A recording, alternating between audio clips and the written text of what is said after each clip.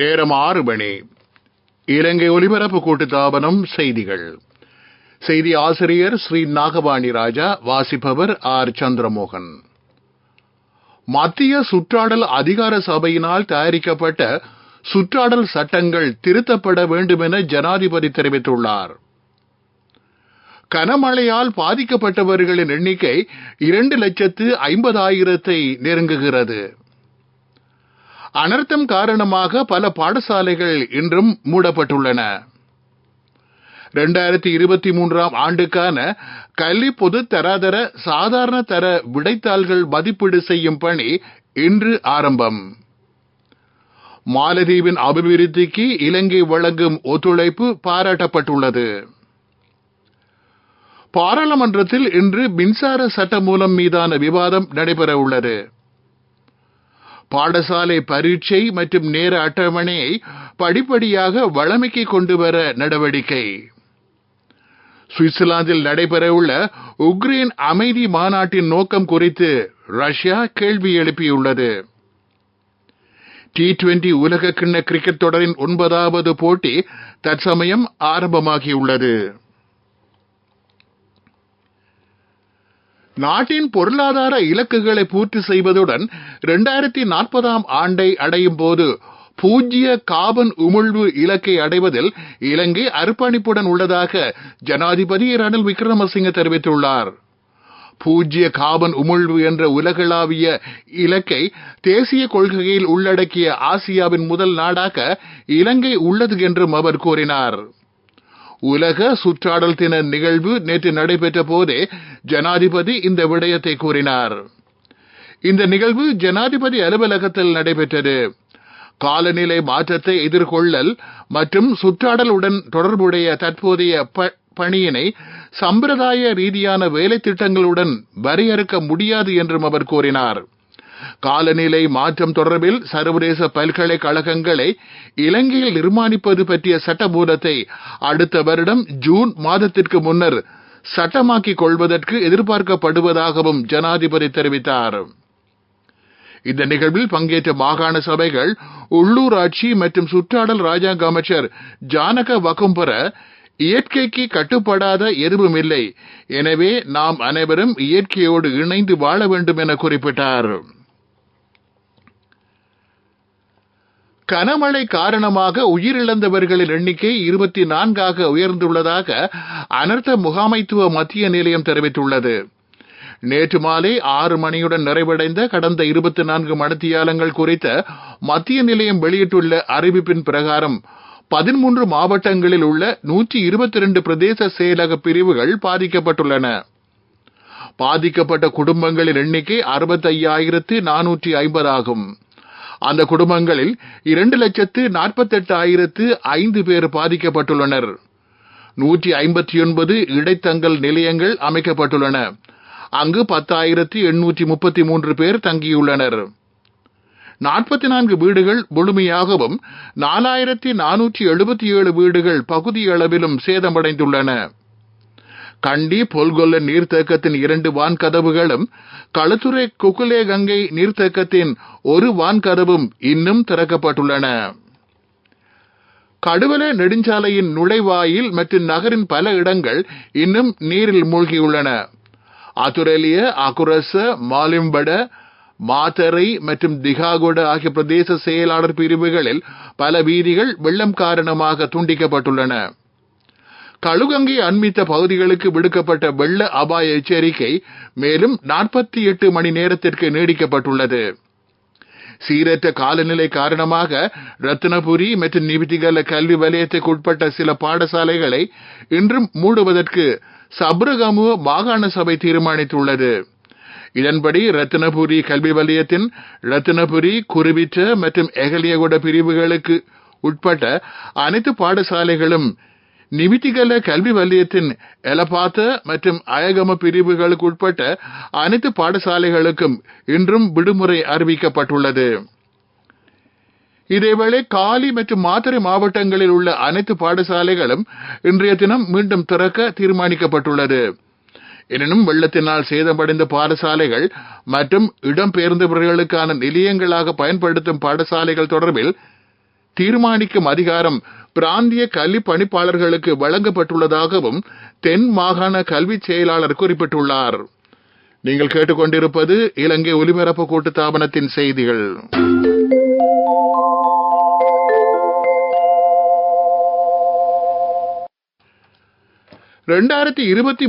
ஆண்டு கல்வி பொதுத்தராதர பத்திர சாதாரண தர பரீட்சை தொடர்பான விடைத்தாள் திருத்தும் பணிகள் இன்று ஆரம்பமாவதாக பரீட்சைகள் ஆணையாளர் நாயகம் அமித் ஜெயசுந்தர தெரிவித்துள்ளார்.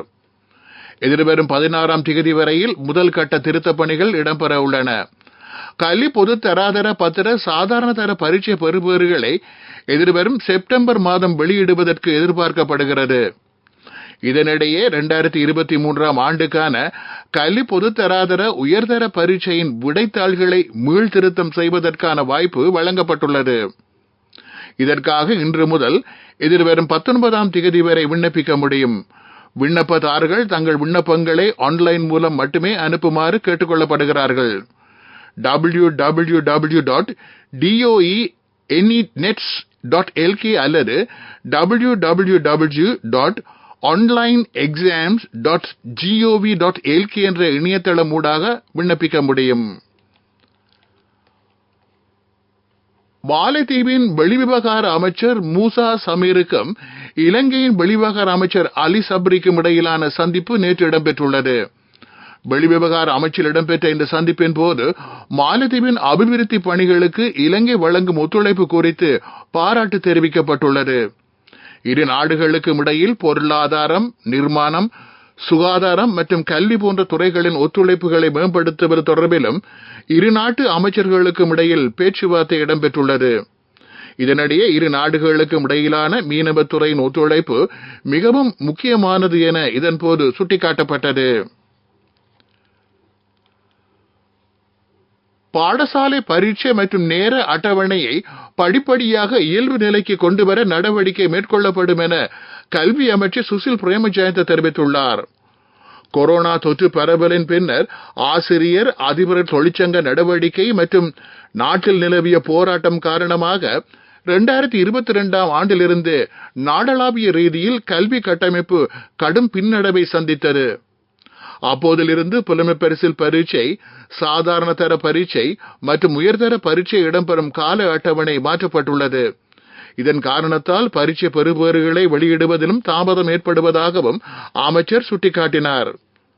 அதேவேளை தோட்டப்புற பாடசாலைகளுக்கு உதவி ஆசிரியர்கள் விரைவில் நியமிக்கப்பட உள்ளனர்.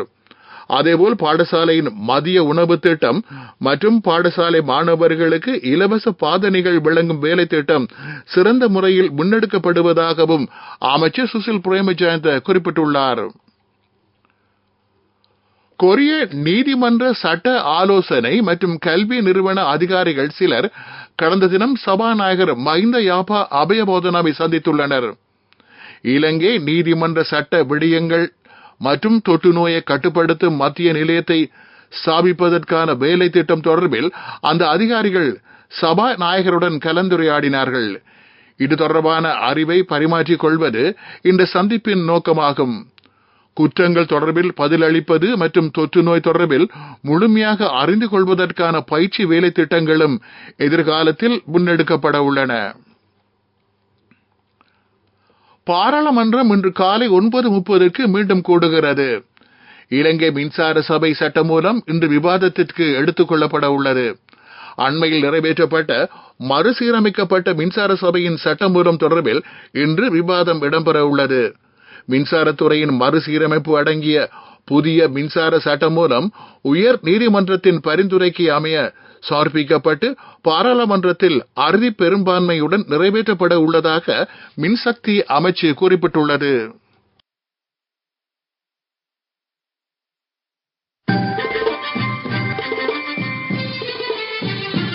பிரதான செய்தி வழங்குவோர் ஒவ்வொரு வீட்டிலும் இருக்க வேண்டிய வீட்டு வைத்தியர் சித்தாலேப.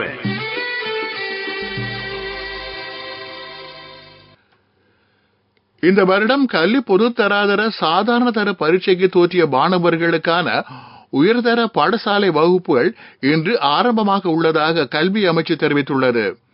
இதற்கான உத்தியோகபூர்வ நிகழ்வு கொழும்பு நாலந்தா கல்லூரியில் இன்று இடம்பெற உள்ளதாக அறிவிக்கப்பட்டுள்ளது.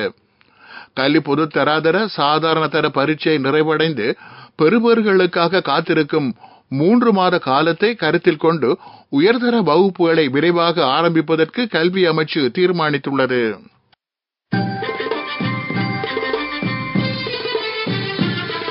பிரதான செய்தி வழங்கியோர் ஒவ்வொரு வீட்டிலும் இருக்க வேண்டிய வீட்டு வைத்தியர் சித்தாலேபன். உங்கள் கவனத்திற்கு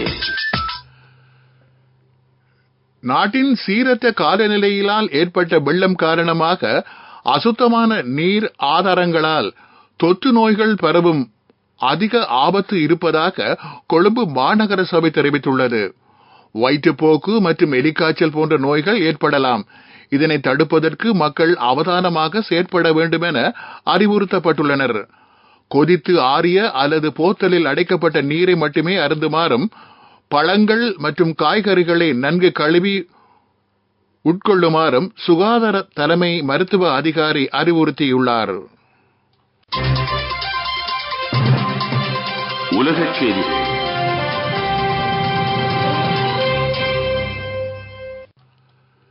சுவிட்சர்லாந்தில் நடைபெற உள்ள உக்ரைன் அமைதி மாநாட்டின் நோக்கம் குறித்து ரஷ்யா கேள்வி எழுப்பியுள்ளது. குறித்த மாநாட்டுக்கு தாம் அழைக்கப்படவில்லை என ரஷ்ய வெளியுறவு அமைச்சர் செர்கே லாவ்ரோவ் குற்றம் சாட்டியுள்ளார். உக்ரைன் விவகாரத்தில் ரஷ்யாவின் ஆதரவின்றி எந்த தீர்வும் காண முடியாது என அவர் குறிப்பிட்டுள்ளார். எதிர்வரும் 15ஆம் தேதி அமைதி மாநாடு நடைபெற உள்ளது. இதில் பல நாடுகளின் தலைவர்கள் பங்கேற்க உள்ளனர். உக்ரைனின் சமாதானத்தை ஏற்படுத்தும் வகையில் இந்த மாநாடு ஏற்பாடு செய்யப்பட்டுள்ளமை குறிப்பிடத்தக்கது.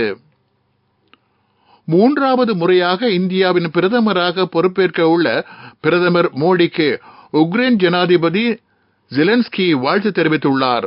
பிராந்தியங்களில் அனைவருக்கும் அமைதி, பாதுகாப்பு மற்றும் செழிப்பு உருவாக்க இந்தியா தொடர்ந்து ஆதரவு வழங்கும் என அவர் தனது வாழ்த்துச் செய்தியில் குறிப்பிட்டுள்ளார். நடைபெற்று முடிந்த இந்திய பாராளுமன்ற தேர்தலில் பாரதிய ஜனதா கட்சி தலைமையிலான கூட்டணி வெற்றி பெற்றுள்ளது. எதிர்வரும் 8ஆம் தேதி 3வது தடவையாகவும் பிரதமராக நரேந்திர மோடி பதவி ஏற்க உள்ளமை குறிப்பிடத்தக்கது. உலகச் செய்திகள் கேட்டீர்கள். அபிவிருத்தி செய்திகள்.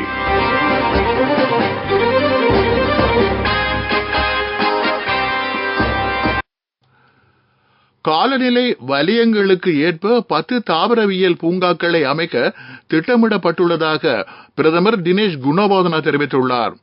இதற்கமைய காலி, வவுனியா, அம்பாறை, பொலனறுவ மற்றும் டெனியாய ஆகிய இடங்களில் தாவரவியல் பூங்காக்களை விரிவுபடுத்துவதற்கு திட்டமிடப்பட்டுள்ளதாக அவர் குறிப்பிட்டுள்ளார்.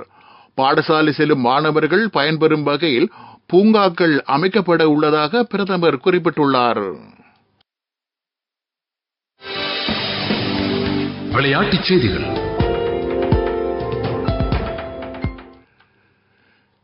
T20 உலக கிண்ண கிரிக்கெட் சுற்றுத்தொடரின் 8வது போட்டியில் இந்திய அணி 8 விக்கெட்டுகளால் வெற்றி பெற்றுள்ளது.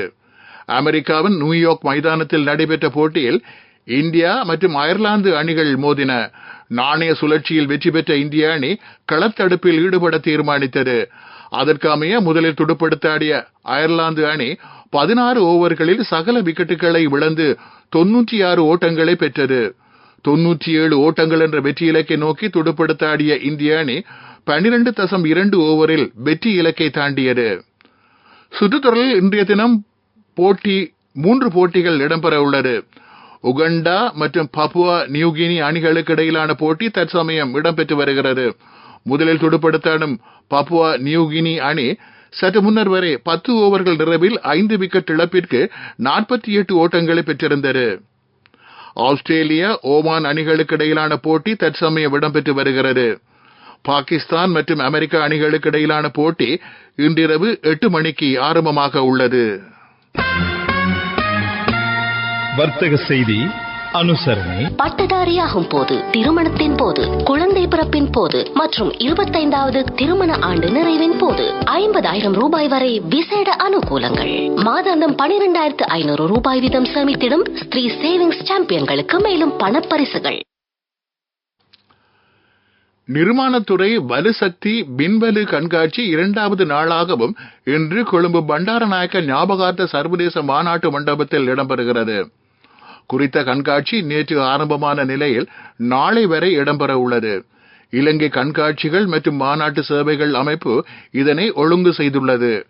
நிர்மாணத்துறை, வலுசக்தி உட்பட 150க்கும் அதிகமான கண்காட்சியாளர்கள் இதில் பங்கேற்க உள்ளனர்.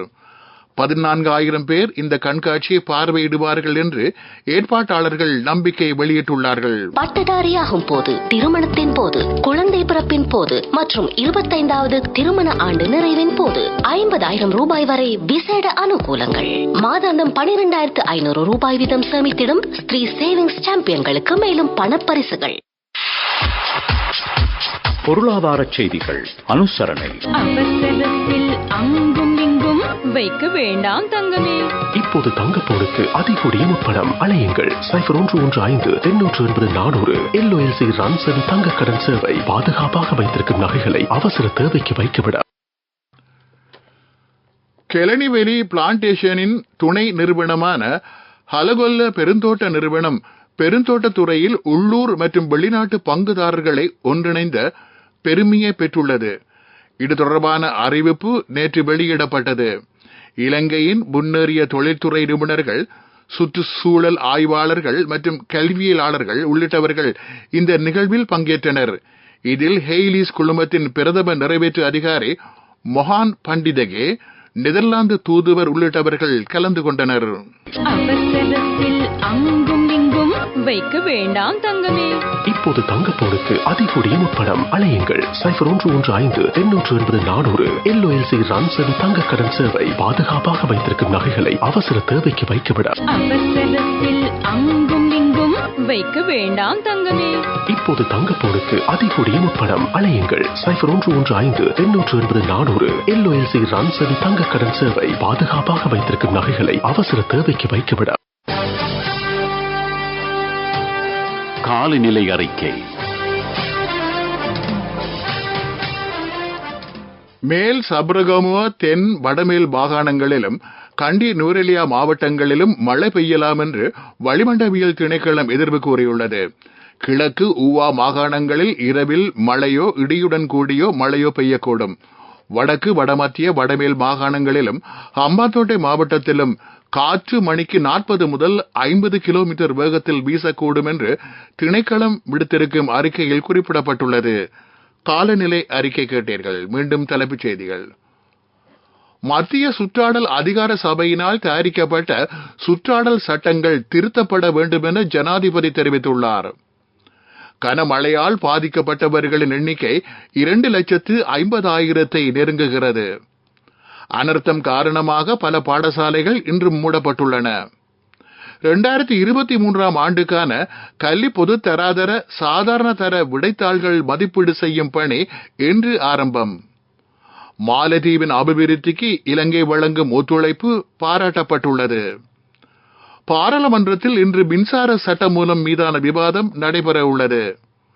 பாடசாலை பரீட்சை மற்றும் நேர அட்டவணையை படிப்படியாக வழமைக்கு கொண்டுவர நடவடிக்கை.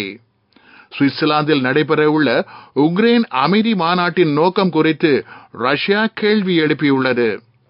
T20 உலக கிண்ண கிரிக்கெட் தொடரின் 9வது போட்டி தற்சமயம் ஆரம்பமாகியுள்ளது.